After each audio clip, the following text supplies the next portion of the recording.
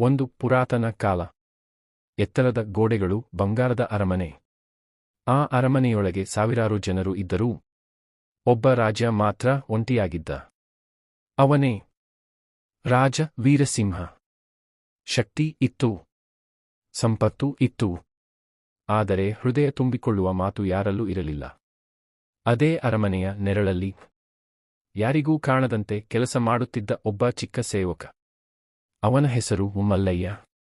ನೆಲ ತೊಳೆಯುತ್ತಾ, ದೀಪ ಹಚ್ಚುತ್ತಾ, ಯಾರೂ ಗಮನಿಸದ ಸೇವೆ ಮಾಡುತ್ತಿದ್ದ. ಆದರೆ ಅವನ ಹೃದಯ ತುಂಬಿತ್ತು ನಿಷ್ಠೆಯಿಂದ. ರಾಜನ ಕಣ್ಣುಗಳಿಗೆ ಮೊದಲು ಕಾಣಿಸಿಕೊಂಡದ್ದು ಮಲ್ಲಯ್ಯನ ಕೆಲಸ ಅಲ್ಲ, ಅವನ ಮೌನ. ಆ ಮೌನದಲ್ಲಿ ಸುಳ್ಳು ಇರಲಿಲ್ಲ, ಭಯ ಇರಲಿಲ್ಲ. ಆದರೆ ಅರಮನೆಯೊಳಗೆ ಎಲ್ಲರೂ ಒಳ್ಳೆಯವರು ಅಲ್ಲ. ಕೆಲವರು ರಾಜನ ದುರ್ಬಲತೆಯನ್ನು ನೋಡಿ ರಾಜ್ಯವನ್ನೇ ಕಬಳಿಸುವ ಕನಸು ಕಂಡರು.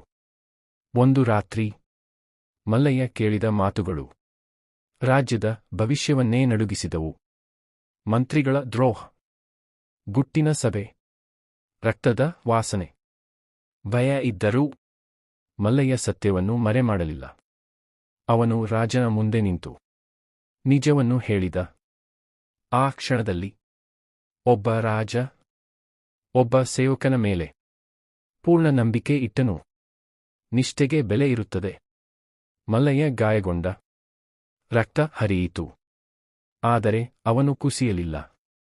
ಯಾಕೆಂದರೆ ಅವನು ಸೇವೆ ಮಾಡಿದ್ದು ಕಿರೀಟಕ್ಕಲ್ಲ, ಮನುಷ್ಯನಿಗೆ.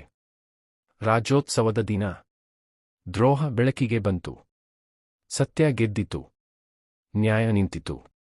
ಮಂತ್ರಿಗಳು ಕುಸಿದರು, ರಾಜ್ಯ ಉಳಿಯಿತು.